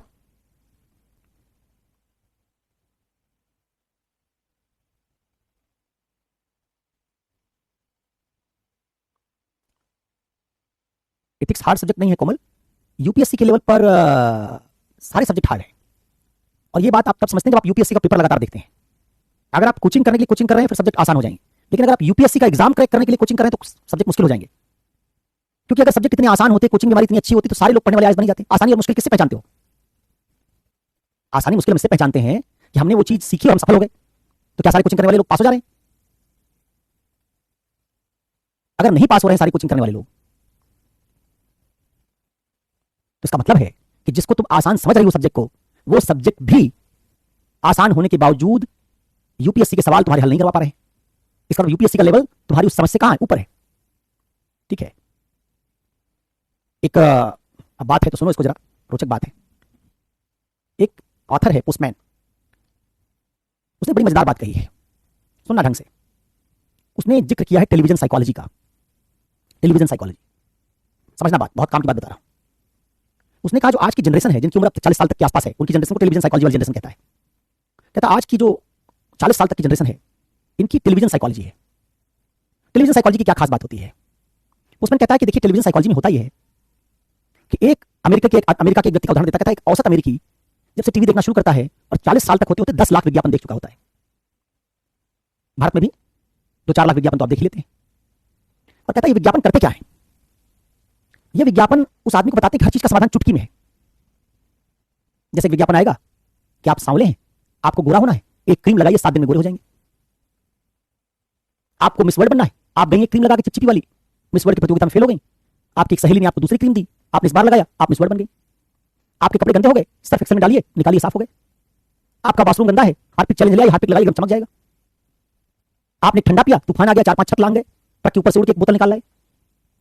आपका बच्चा छोटा है, कॉम्प्लान पिलाया, बड़ा हो गया। ये टेलीविजन देखते देखते हमको लगता है कि हर चीज का समाधान ऐसे बहुत आसानी से हो जाता है, शॉर्टकट। इससे हमको आदत पड़ जाती है कि चीजें जल्दी हो जानी चाहिए। तो कॉम्प्लेक्स प्रॉब्लम सॉल्व करने के लिए हमारा दिमाग फिर तैयार नहीं रह जाता। हमारे दिमाग को आदत पड़ जाती है पढ़ाई करेंगे, इस सामने पढ़ाया तुरंत समझ में आ जाना चाहिए, तुरंत समझ में नहीं आया तो टेलीविजन साइकोलॉजी को एक्सेप्ट नहीं करेगी। अब यही टेलीविजन साइकोलॉजी जो सर्फ एक्सेल से 2 मिनट में कपड़े धो देती है, 2.5 मिनट में मैगी नूडल बन जाता है, खा लेते हैं, इसका अटेंशन स्पैन, क्रिटिकल थिंकिंग खत्म हो जाता है, क्योंकि उसको लगता है हर चीज का रेडीमेड समाधान है। तो जिस चीज को आप कठिन बताएंगे, इसका समाधान मुश्किल है, टाइम लगेगा, उसको टेलीविजन साइकोलॉजी एक्सेप्ट नहीं करती। तो मान लो कोचिंग में टीचर पॉपुलर होना चाहिए, जैसे सर्फ एक्सेल अपने बेचने के लिए नहीं कहता है कि कपड़े धोना थोड़े मुश्किल होंगे, दाग कमजोर होगा तो जल्दी छूट जाएगा, नहीं तो मुश्किल होगा, ऐसा नहीं कहेगा वो। कंपनी नहीं कहेगा कि पिलाओगे कुछ बच्चे लंबे हो जाएंगे, कुछ नहीं होंगे, ऐसा कहेगा तो लोग नहीं खरीदेंगे। वैसे कोचिंग का टीचर अगर यूट्यूब पर, सोशल मीडिया पर आएगा, इसी टेलीविजन साइकोलॉजी वाले बच्चों को एड्रेस करेगा, अगर वो कहेगा तुम आईएएस मुश्किल से बनोगे तो कोचिंग नहीं ज्वाइन करोगे, वो कहेगा सब आईएएस बन जाएंगे। क्या कोचिंग करिए सब आईएएस बन जाएंगे? टेलीविजन साइकोलॉजी वाले बच्चों को सुनना अच्छा लगता है। 2-4 एग्जांपल देता है कि ये बन गए, ये बन गए, ये बन गए। जो 9 लाख लोग नहीं बने उनका एग्जांपल नहीं देगा, 3-4 जो बन गए उनका एग्जांपल देगा, ये बन गए, बन तो गए। आपका दिमाग नेगेटिव बात सुनने के लिए तैयार ही नहीं है। बाजार में जैसे आपको जुबा केसरी खिलाया, अब भले वो गुटखा हो, भले वो तंबाकू हो, भले कोई हमारे मुंह को नुकसान देने वाली चीज है, लेकिन जुबा केसरी खाने के बाद जो आपने शाहरुख खान का और अजय देवगन का चेहरा देखा, आप उसी में भी मगन है, उसी में खुश है। टेलीविजन साइकोलॉजी ने फील गुड क्रिएट कर दिया। तो टीचर क्या होंगे? सोशल मीडिया के एज में टीचर्स ऐसे आएंगे जो रील कल्चर पैदा करेंगे इसी टेलीविजन साइकोलॉजी के हिसाब से। 1 मिनट में कोई ऐसी बात कह दी मोटिवेशन वाली, आप खुश हो गए, उसका आप चैनल फॉलो करने लगे, 30-40-50 लाख लोग उसका वीडियो देखने लगे। वो रोचक बात कहता है, बात काम की नहीं है, वो रोचक बात कहता है। जैसे बाजार में जो कॉम्प्लान तुमको पिला रहा हो, तुम लंबे हो जा रहे हो, ऐसा कोई लंबा नहीं होता। कोका कोला पीने से कोई तूफान नहीं आता, 7 दिन क्रीम लगाने से कोई गोरा नहीं होता। लेकिन बाजार इस बात की चिंता नहीं करता सच क्या है झूठ क्या है, बाजार इस बात की चिंता करता है कि आपके दिमाग पर प्रभाव क्या पड़ेगा।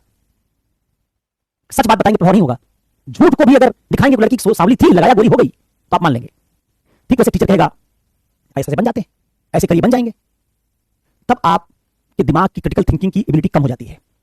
तब अगर आपको कोई चीज समझाई जाए, पढ़ाई जाए जिसमें आर्गुमेंट हो, तो चूंकि आपका दिमाग तो उसको सुनने के लिए तैयार नहीं रह गया टेलीविजन साइकोलॉजी से, इसलिए आप कहेंगे सब्जेक्ट हार्ड है, मुश्किल है। यूपीएससी में सारे सब्जेक्ट हार्ड होते हैं। ये सोशल मीडिया से जो आप देख के आए रील, और वहां से आप 2-2 मिनट का क्लिप देख के आए टीचर्स का, उससे आपने आइडिया बना लिया है कि ये ऐसा होता है। और फिर आप जो कक्षाएं करें, अगर उन कक्षाओं में भी उसी तरह की बात आपको परोस दी जाए, तो आपको लगने लगता है कि चीजें ऐसे आसान होती हैं। आपको पता है अमेरिका के राष्ट्रपति लिंकन ने डगलस के साथ, अपने प्रतिद्वंदी के साथ जो डिबेट्स की थी प्रेसिडेंशियल इलेक्शन में, आज से सैकड़ों साल पहले, कितने घंटे की पता है? 7-7 घंटे की एक डिबेट है। और कौन सुनने आता था उसको? अमेरिका की सामान्य जनता। और आप यूपीएससी की तैयारी करने वाले व्यक्ति हैं, आप 7 घंटे लेक्चर नहीं सुन सकते, क्योंकि जनता मानती थी अमेरिका की, लिंकन सबसे महान राष्ट्रपतियों में से एक है, अमेरिकन जनता मानती थी कि अगर किसी को हम राष्ट्रपति चुनने जा रहे हैं तो उसका पूरा विचार पता होना चाहिए। फॉरेन पॉलिसी में क्या करेगा, अमेरिका की ग्रोथ कैसे करेगा। वो टेलीविजन वाला नेता नहीं था लिंकन, इसलिए लिंकन बहस करता था, 7 घंटे बोलता था, जनता सुनती थी। भाई पढ़ना है, देखना, 7-7 घंटे की बहस है उसकी। आज आपके नेता टीवी पर आते हैं, आप भरोसा करते हैं सब ठीक कर देंगे, सब चीजों का समाधान हमारे पास है, आप मान लेते हैं, क्योंकि आपने परसेप्शन बिल्ड कर लिया है। तो तुम्हारी पढ़ाई परसेप्शन की, तुम्हारी राजनीति परसेप्शन की, बाजार के सारे प्रोडक्ट परसेप्शन के, तो तुम परसेप्शनल दुनिया में जी रहे हो जो सच पर नहीं आधारित है। इसी कारण से इससे नुकसान किसका होता है? इंग्लिश मीडियम के इंजीनियर का नुकसान नहीं होता, क्योंकि इंजीनियर वहां इंजीनियरिंग की पढ़ाई में आईआईटी में प्रॉब्लम सॉल्विंग पढ़ के आया है, उसको सॉफ्टवेयर बनाना है, आगे जाके बिल्डिंग बनानी है, तो उसको इंजीनियरिंग में प्रॉब्लम सॉल्व करना सिखाया गया। तो जो टेलीविजन साइकोलॉजी से हमारे दिमाग की क्रिटिकलिटी कम हुई, उसको आईआईटी ने प्रॉब्लम सॉल्विंग से थोड़ा बढ़ा दिया, ठीक कर दिया। लेकिन तुम इतिहास के विद्यार्थी के तौर पर प्लासी का युद्ध, बक्सर के युद्ध में क्या हुआ ये पढ़ के आते हो, कोई प्रॉब्लम सॉल्व करने वाली पढ़ाई नहीं करते हो। इतिहास तुमने प्रॉब्लम की तरह नहीं लिया, विवरण की तरह लिया। अब यूपीएससी का सवाल कैसे होता है? क्या यूपीएससी विवरण पूछेगा तुमसे? नहीं, वो तो पूछेगा ये क्यों होता है, ये कैसे होता है, व्यवसायिक सक्षमता के साथ नैतिकता क्यों जरूरी है, ये सवाल है। नैतिकता किस बात की पूर्ति करने की चेष्टा करती है, किस बात की, क्यों, कैसे। हमारी पढ़ाई तो इस तरह की है नहीं, तो इसलिए आईआईटी वाला क्या करता है, तुमको आसानी से पीठ के बाहर कर देता है, क्योंकि उसने पढ़ाई की, डॉक्टर ने पढ़ाई की प्रॉब्लम सॉल्व करने की, बीमारी का इलाज करने की, आईआईटी ने पढ़ाई की सॉफ्टवेयर बनाने की, और तुमने पढ़ाई की रटी हुई बात लिखने की, और साथ में टेलीविजन साइकोलॉजी तुम्हारे साथ जुड़ी हुई। तो ये बात तुमको समझनी पड़ेगी कि तुम्हारा हित किस बात में है। आसान पढ़ने में जो बात तुम्हारे लिए आसान है, जरा कभी सोचना, जो बात तुम्हारे लिए आसान है 10 लाख लोगों के लिए आसान है, और जो बात सबके लिए आसान है 10 लाख लोगों के लिए आसान है, उसे तुम इस एग्जाम को क्रैक कैसे करोगे? उसको सब समझ लेंगे, जो सब समझ लेंगे तो सब लिख देंगे, जो सब लिख देंगे उसे तुम दूसरों से आगे कैसे जाओगे? तो जो बात आसान है उससे इस एग्जाम को क्रैक नहीं कर पाओगे, क्योंकि फिर वो सबके लिए आसान है, और जो 10 लाख लोगों के लिए आसान है उससे एग्जाम क्रैक नहीं होगा ये। ठीक है, तो आपको कोचिंग से इतना अपना दिमाग लगाना पड़ेगा, क्रिटिकल थिंकिंग डेवलप करनी पड़ेगी, अपने दिमाग को प्रॉब्लम सॉल्विंग एबिलिटी के हिसाब से ट्यून करना पड़ेगा, सोचना सीखना पड़ेगा, क्योंकि ह्यूमैनिटीज में, हिंदी साहित्य में, इतिहास में, भूगोल में हमारी पढ़ाई प्रॉब्लम सॉल्विंग नहीं रह गई है। इंजीनियरिंग मेडिकल में भी है, इसलिए लोग ज्यादा क्रैक करते हैं इस एग्जाम को। ठीक है, तो ये भाई जो मैंने बताया, तो तुमको अगर एथिक्स हार्ड लगता है तो इसलिए हार्ड लगता है क्योंकि इसमें सोचना है, इसमें तुमको विवरण नहीं पढ़ा रहा हूं, ये डिस्क्रिप्शन नहीं है, ये आर्गुमेंट्स हैं। आर्गुमेंट समझने की हमारा दिमाग टेलीविजन साइकोलॉजी के हिसाब से ट्रेन नहीं रह गया, इसलिए हमको आर्गुमेंट समझने में जब कोई बात आती है तो मुश्किल लगने लगती है, जिस बात को समझने में ज्यादा लंबी क्लास होती है मुश्किल लगने लगती है। नहीं कोमल, मैंने तुमको नहीं कहा, तुमने सवाल पूछा, तुम्हारा सवाल बहुत अच्छा था, उस सवाल के बहाने मैंने पूरी क्लास को एड्रेस किया है। एक चीज जो बहुत जरूरी है यूपीएससी क्रैक करने के लिए, क्रिटिकल थिंकिंग। क्रिटिकल थिंकिंग मतलब होता है आलोचनात्मक समझ, तार्किक समझ, वो तुमको विकसित करनी पड़ेगी। जो इस एग्जाम में आसान है, जिसको सब समझ सकते हैं, उससे इस एग्जाम को कभी क्रैक नहीं कर पाओगे, क्योंकि जब तुम समझ सकते हो, दूसरे समझ सकते हैं, सब समझ सकते हैं, तो फिर अंतर कैसे पैदा होगा? ये एग्जाम 1000 लोगों को सिलेक्ट करता है, 9 लाख से ज्यादा लोगों को रिजेक्ट करता है, तब 1000 लोग सिलेक्ट होते हैं। चलिए अब जरा ये स्वार्थवाद की आलोचना देखिए।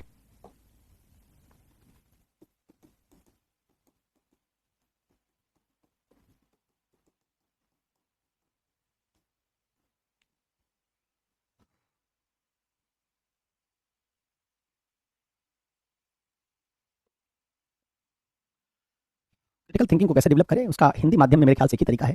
आप थोड़ी आर्गुमेंटेटिव किताबें पढ़िए, थोड़ा अमर्त्य सेन को पढ़िए, शशि थरूर को पढ़िए, सुनील खिलनानी को पढ़िए, थोड़ा रीडिंग का दायरा बढ़ाइए, अंबेडकर को पढ़िए, गांधी को पढ़िए, ऐसे लोग जिन्होंने प्रॉब्लम सॉल्व करने पर लिखा। अंबेडकर ने वर्ण व्यवस्था की प्रॉब्लम सॉल्व करने पर लिखा है। जब अंबेडकर आप पढ़ेंगे तो आप क्रिटिकल थिंकिंग डेवलप करेंगे। गांधी ने नया मॉडल डेवलप किया है, कोई ऐसा आदमी जो विवरण नहीं दे रहा है। अमर्त्य सेन ने क्रिटिकल थिंकिंग के आधार बात की है। तो हमारे पास अगर हमारे स्कूल में हमको क्रिटिकल थिंकिंग नहीं पढ़ाई गई, हमारी डिग्री में प्रॉब्लम सॉल्विंग पढ़ाई हमको नहीं करवाई गई, तो हमारे पास एक ही तरीका है कि कुछ ऐसी किताबें पढ़ने की आदत डालें। इससे हम यूपीएससी के सवाल भी ठीक से समझ सकेंगे, हमारा अटेंशन स्पैन थोड़ा बड़ा होगा, हमारा दिमाग उस तरीके से ट्रेन होगा। क्योंकि या तो आपको कोई टीचर पढ़ाई लिखाई सिखाए, थोड़ा लंबे समय तक आपके साथ रहे, मेंटोर हो आपका कोई, या फिर आप खुद करें। आप खुद करेंगे तो किताबों के अलावा और कोई ऐसा सरल जरिया नहीं है। स्वार्थवाद की आलोचना।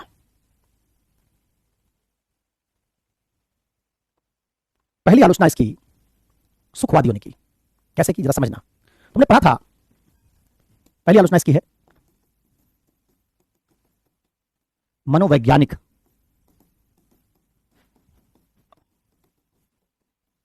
आधार पर। मनोवैज्ञानिक आधार पर।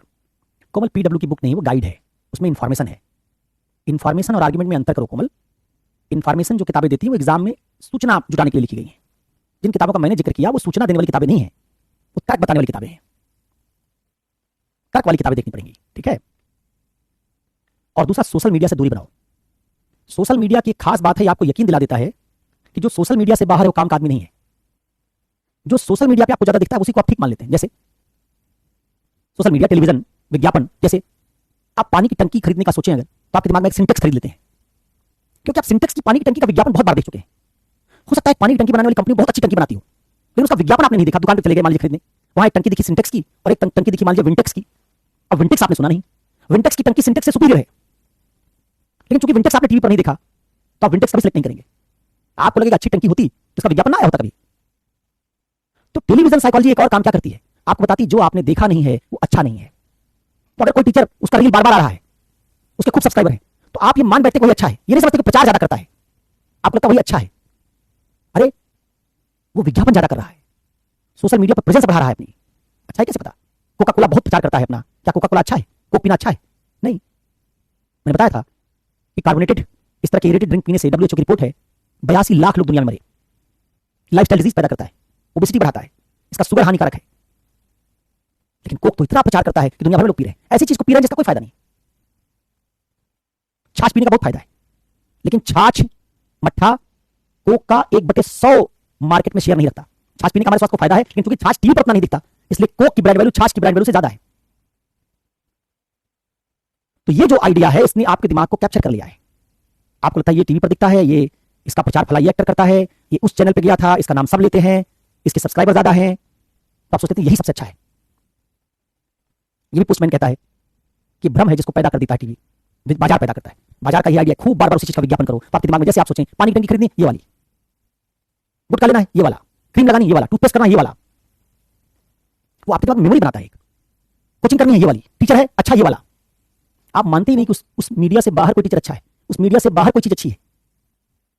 ठीक है, तो ये जो बात है इसको आप कहां से दूर कर पाएंगे? किताब से। किताब से, किताब जब आप पढ़ेंगे तब इस जो आभासी दुनिया आपके इर्द क्रिएट की गई है, बाजार में जो क्रिएट की है, उससे आप बाहर आ पाएंगे। तभी आप सही गलत का फैसला खुद से कर पाएंगे। नहीं, मैं ये अपना दूसरे का ये बात नहीं कह रहा हूं, मैं एक जनरल बात कह रहा हूं। तुम ये सीधे जब चले जाते हो अपना दूसरे का, ये मतलब मेरा नहीं है। मेरा मतलब है कि आज बाजारवाद में जो चीज हम बार बार देखते हैं उस पर भरोसा कर लेते हैं। तो ये ट्रूथ की दुनिया, सच्चाई की दुनिया नहीं है। कॉम्प्लान कितनी माओ ने अपने बच्चों को पिला दिया होगा, उन्होंने थोड़ा जज किया कि बढ़ता है, बच्चे की हाइट बढ़ती नहीं बढ़ती है, क्योंकि प्रचार देखा इसलिए पिला दिया। सर्वे करने नहीं गई मैं कि उनके बच्चे ने पिया था, बढ़ा कि नहीं बढ़ा। तो मैं वो बात कह रहा हूं, मेरी रील उनकी रील, इसमें मत जाओ।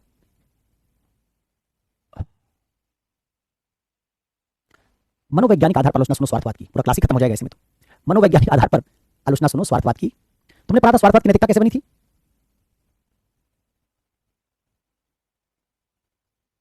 कैसे बनी थी पापा कुमार बताइए?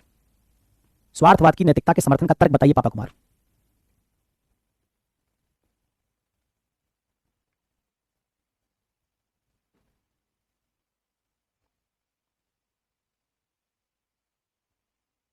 हमने स्वार्थवाद को जब नैतिक कहा था तो किस तर्क के आधार पर कहा था?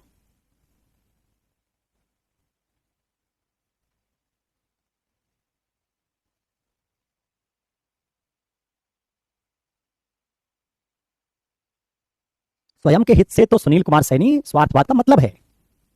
स्वार्थ मतलब स्वयं का हित, स्वार्थ नैतिक है, यह कैसे सिद्ध किया था? स्वीट पॉइजन, सबके हित में मेरा हित पूरा हो जाएगा, यह स्वार्थवाद के समर्थन का वो तर्क था जिसमें आप ये समझा रहे थे कि स्वार्थवाद के पालन से एक व्यक्ति का हित दूसरे के साथ जुड़ा हुआ है, या दूसरे के हित के लिए भी आप काम करेंगे तो आपका हित पूरा होगा। हमने जो तर्क बनाया था, तर्क देखो कौन सा था, वो मनोवैज्ञानिक। साझा हित, वो साझा हित उसका तर्क नहीं था पापा कुमार, अपनी कॉपी देखिएगा। साझा हित स्वार्थवाद के प्रबुद्ध स्वार्थवाद का उदाहरण था, जिसमें यह पढ़ाया था कि एक स्वार्थवादी व्यक्ति भी नैतिक हो सकता है। हम जनरली मानते हैं स्वार्थी व्यक्ति बुरा होता है, वहां दिखाया था कैसे स्वार्थी व्यक्ति भी नैतिक हो सकता है, बशर्ते प्रबुद्ध स्वार्थवादी। खैर चलिए, मनोवैज्ञानिक स्वार्थवाद के आधार पर आलोचना को समझने के लिए आपको मैं बता देता हूं, आपने नहीं बताया, कुछ लोगों ने बताया। हमने पढ़ा था कि स्वार्थवादी मानते हैं कि वही नैतिकता बनानी चाहिए जो मनुष्य के मनोविज्ञान से संगत हो। मनुष्य के मनोविज्ञान के खिलाफ जाकर नैतिकता बनाओगे, मनुष्य उसका पालन नहीं करेगा, तो वो नैतिकता किताबी नैतिकता रह जाएगी। पढ़ोगे, सुनोगे, लेकिन उसका पालन नहीं होगा। ठीक है, तो ये मनोवैज्ञानिक आधार क्या था? आपने देखा था कि वैज्ञानिक स्वार्थवाद से क्या निकला था? इससे नैतिक स्वार्थवाद निगमित होता है। इधर क्या बताया था? इधर बताया था मनुष्य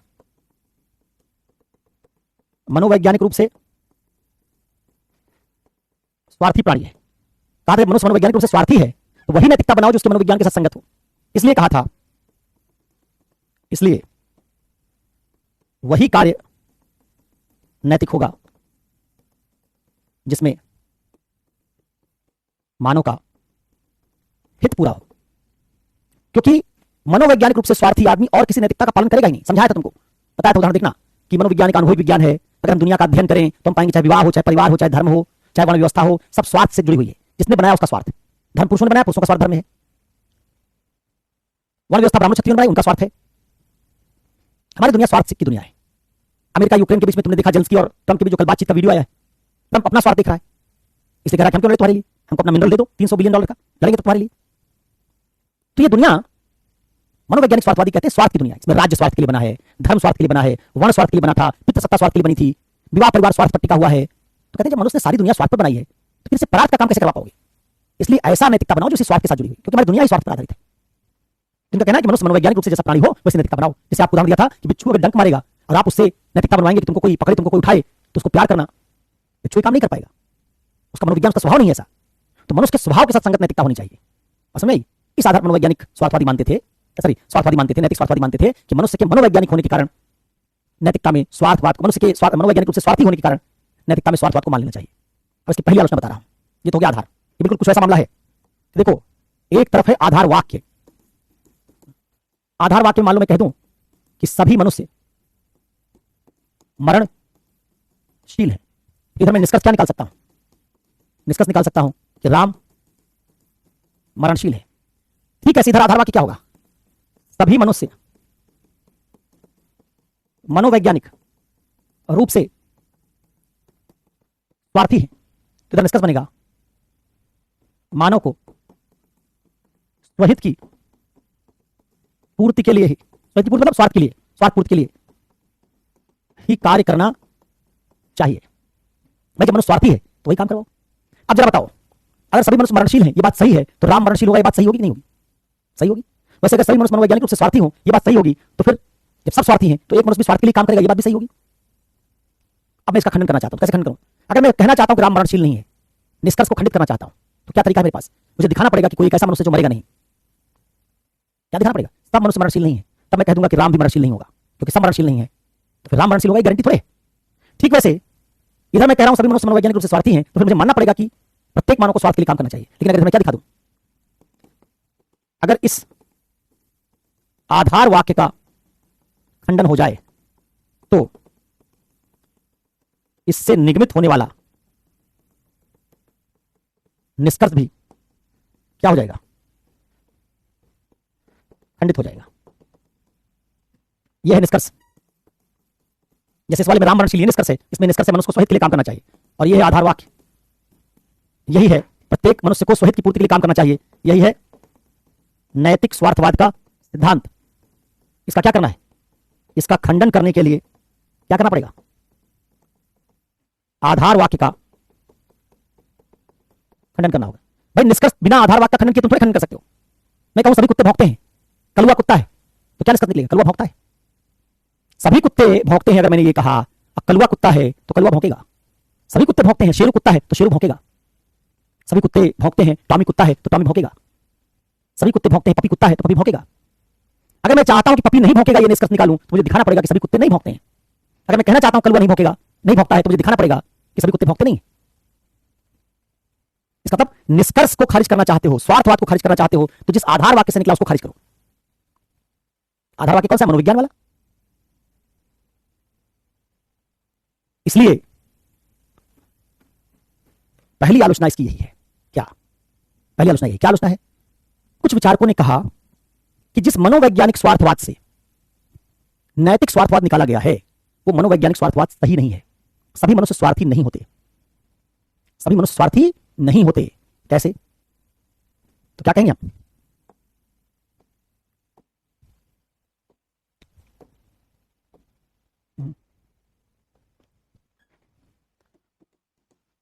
स्वार्थवाद का खंडन करने का पहला तर्क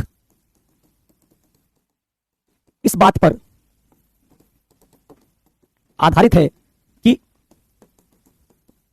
मनोवैज्ञानिक स्वार्थवाद सही नहीं है, अर्थात यह आधार वाक्य कि सभी मनुष्य स्वार्थी होते हैं ठीक नहीं है।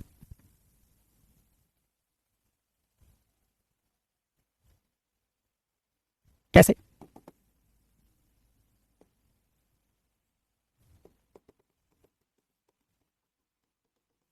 इसको निम्न प्रकार से सिद्ध किया जा सकता है। देखो कैसे सिद्ध किया जा सकता है, समझना बात। ये बताओ, तुम्हारा यूपीएससी क्लियर करने में स्वार्थ है कि नहीं है? आईएएस बनने में स्वार्थ है कि नहीं है? कहोगे है सर, स्वार्थ है हमारा। और तुम ये जानते हो कि आईएएस बनने में अगर तुम्हारा स्वार्थ है तो आईएएस बनने के लिए कड़ा परिश्रम करना पड़ेगा, होमवर्क करना पड़ेगा, रिवीजन करना पड़ेगा। मैंने कहा था कमरे में जाके मिरर के सामने बैठ के बोलकर अभ्यास करना पड़ेगा, अपने से नोट्स बनाना पड़ेगा, कहा था। अगर तुम्हारा स्वार्थ आईएएस बनना है तो इसमें भी तुम्हारा स्वार्थ है। लेकिन आप क्या पाएंगे, ज्यादातर लोग नोट्स नहीं बनाते हैं। इस क्लास के ज्यादातर लोग नोट्स नहीं बनाते। इस क्लास के ज्यादातर लोग घर जाकर बोल बोलकर रिवीजन नहीं करते। स्वार्थ है इसमें उनका, करते नहीं। क्यों नहीं करते? अगर मनुष्य स्वार्थी होता तो जो उसका स्वार्थ होता तो करता। क्यों नहीं करते? क्योंकि रिवीजन करने में सुख नहीं मिलता, नोट्स अपने से लिखने की कोशिश करने पे तकलीफ होती, पीड़ा होती है। और पीड़ा करना क्या करते हैं? छोड़ देते हैं काम। जो आपका हित है उसको छोड़ देते हैं। तो बताइए, मनोवैज्ञानिक रूप से आप सुखवादी हुए कि स्वार्थी हुए? जब स्वार्थ और सुख में टकराव हुआ तो आपने किसका चयन किया? सुख का। हाँ ठीक है, जो लिखवाया है वैसे देख लेंगे, पीडब्ल्यू से मिल जाएगा, देख लेंगे। कौन रिवीजन करे? इसका मतलब आपने स्वार्थ और सुख में टकराव होने पर सुख को चुना। और उदाहरण देखिए, आपका स्वार्थ किसमें है? हरी सब्जियां खाने में, कम तेल खाने में, हेल्दी फूड खाने में, इसमें आपका स्वार्थ है। ये आप खाते क्या है? आप बाजार में चले जाइए, आपको हेल्दी फूड की, हरी सब्जियों की सड़क के किनारे रेहड़ी पटरी मिलेगी, या आपको मोमोज, समोसा, कचौरी, ब्रेड पकौड़ा ये बिकता दिखेगा? गोलगप्पे क्या बिकता दिखेगा? आपको सड़क के किनारे बिकता दिखेगा गोलगप्पा, समोसा, ब्रेड पकौड़ा, कचौरी। अच्छा, ब्रेड पकौड़ा खाने से, समोसा खाने में हमारा स्वार्थ है कि सुख मिलता है? सुख मिलता है।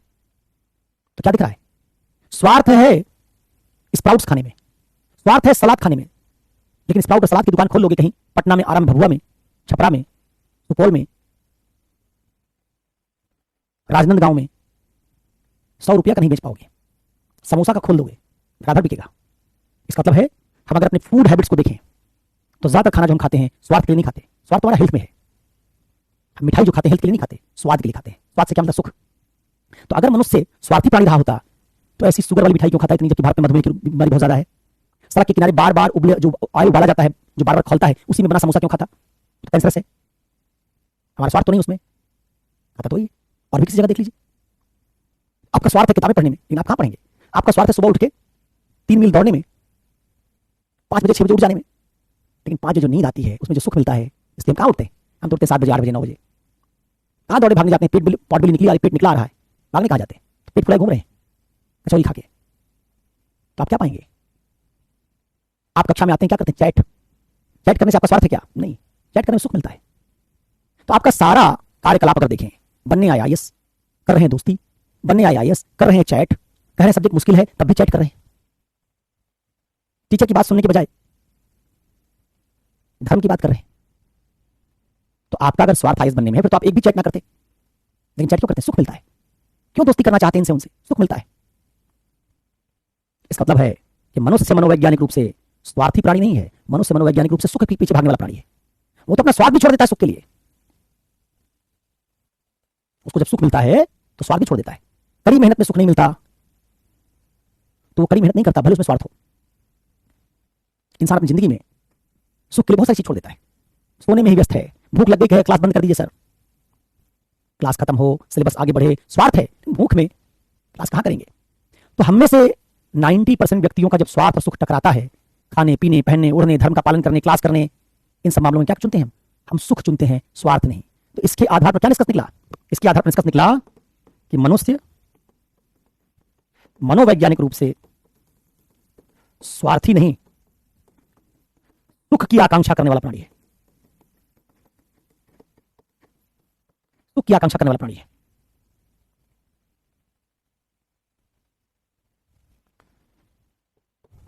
ज्यादातर मनुष्य स्वार्थ एवं सुख में टकराव होने पर सुख चुनते हैं। अतः मनोवैज्ञानिक सुखवाद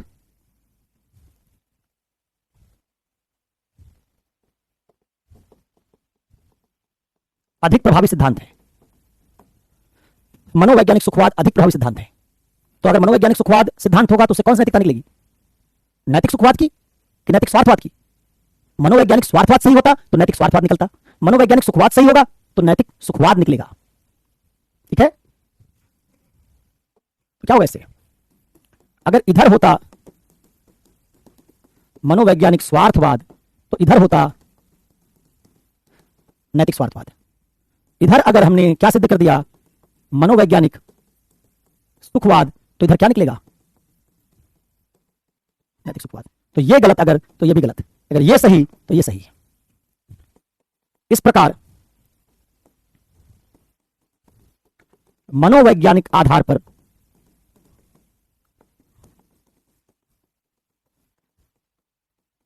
सुखवादियों का दावा है कि स्वार्थवाद की नैतिकता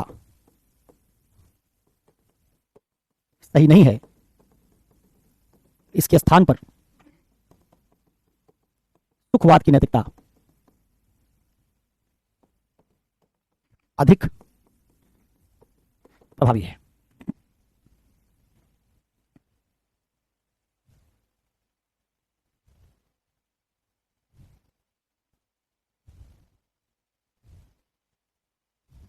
ठीक है? तो इस कक्षा के पीडब्ल्यू के विद्यार्थियों ने क्या सिद्ध किया कि चैट करने में सुख मिलता है, इसलिए हम आईएएस की परीक्षा की तैयारी करने में भी चैट करते हैं। इसका तो हम स्वार्थी नहीं, हम सुखवादी हैं। और अगर आप सुखवादी हैं, मनोवैज्ञानिक रूप से आपने सिद्ध कर दिया, तो फिर सुखवाद की नैतिकता सही है। आप ऑफलाइन की क्लास में बैठते हैं, चैट नहीं कर पाते, बस थोड़े तो ऑफलाइन क्लास में बच्चे बैठे सब आपस में बात करें, टीचर पढ़ा भी रहा है, ऐसा कभी नहीं होगा। सारे बच्चे ऑफलाइन की क्लास में 2.5 घंटे टीचर को देखते हैं, आपस में बात नहीं करते। ऑनलाइन में करते हैं। क्यों करते हैं? क्योंकि ऑनलाइन में आप वो करते हैं जैसे मनोवैज्ञानिक रूप से आप हैं। क्योंकि स्वीट पॉइजन कौन है? किसी दिख रहे हैं तो गुमनाम है, सिर्फ नाम एक छद्म नाम इनका सामने दिख रहा है। तो जब ये गुमनामी के साथ क्लास करते हैं तो अपने मनोविज्ञान के साथ क्लास करते हैं। मनोवैज्ञानिक रूप से जैसे वैसे दिखते हैं, मनोवैज्ञानिक रूप से कैसे हैं? सुखवादी, तो सुखवादी दिखेंगे। ठीक है? तो बात अगर समझ गए तो पहली आलोचना ये है। ऐसी एक आध आलोचना कल हम और पढ़ेंगे, और उसके बाद हम सुखवाद की नैतिकता पर जाएंगे। स्वार्थवाद की नैतिकता से आपने जैविक आंगिक एकता का सिद्धांत सीखा है, जिससे कभी आपसे पूछा जाएगा कि आप नैतिक क्यों बनेंगे, तो प्रबुद्ध स्वार्थवाद का सहारा लेकर आप दिखाएंगे मेरे नैतिक होने से संस्थाएं अच्छी होंगी, संस्थाएं अच्छी होंगी तो सेवाओं की गुणवत्ता अच्छी होगी, सेवाओं की गुणवत्ता अच्छी होगी तो मेरी जिंदगी अच्छी होगी। इसलिए मेरे हित में है कि मैं नैतिक बनूं, क्योंकि नैतिकता से ही मेरी जिंदगी अच्छी होगी। स्वार्थवाद से आपने सीखा कि कैसे इससे यौन हिंसा जैसी प्रॉब्लम्स को सॉल्व किया जा सकता है, क्योंकि इस तरह की समस्या तभी सॉल्व होगी जब जिसके साथ हिंसा हो रही है वो सामूहिक प्रतिरोध करे इसका, और सामूहिक प्रतिरोध बिना स्वार्थवाद के नहीं हो सकता है। तो कुछ ऐसी बातें आपने स्वार्थवाद में सीखी है। अगली क्लास में जब हम मिलेंगे कल, तो हम स्वार्थवाद की नैतिकता पर कुछ और बात करेंगे, मतलब उसकी आलोचना पर, और फिर सुखवाद की नैतिकता पर जाएंगे जो बड़ी इंपॉर्टेंट नैतिकता है। इसका बहुत प्रयोग होगा और इससे भी हम उन सवालों को हल करेंगे। मैं नैतिक क्यों बनूं, मुझे नैतिक बनने से क्या मिलेगा, जो ऐसे सवाल यूपीएससी पूछता है उसको हल करेंगे। और ये जब पढ़ लेंगे हम, तब हम कुछ क्वेश्चन आंसर यूपीएससी के सॉल्व करेंगे कि पढ़ तो लिया, अब जरा देखिए कि इसको अप्लाई करके सवाल कैसे हल होंगे। तो स्वार्थवाद, सुखवाद दोनों पढ़ने के बाद हम इस पर देखेंगे। क्लास का टाइम क्या है, देखता हूं मेरे पास मैसेज कोई आया है क्या। कल 11 से 1 क्लास है, कल 11 से 1 क्लास है, आ गया मैसेज। ठीक है, तो कल 11 से 1 क्लास है। स्वीट पॉइजन जी कल आइएगा, कल मुलाकात दोबारा होगी। पापा कुमार भी, प्रतीक्षा जी आपकी प्रतीक्षा रहेगी 11 बजे से 1 बजे। अमित कुमार, ममता यादव, कौशलेंद्र, साक्षी धाकड़, दिलीप कुमार, स्वीटी कुमारी, पल्लवी, आकाश पटेल, सोनिया शर्मा, दीक्षा प्रजापति, गुड नाइट।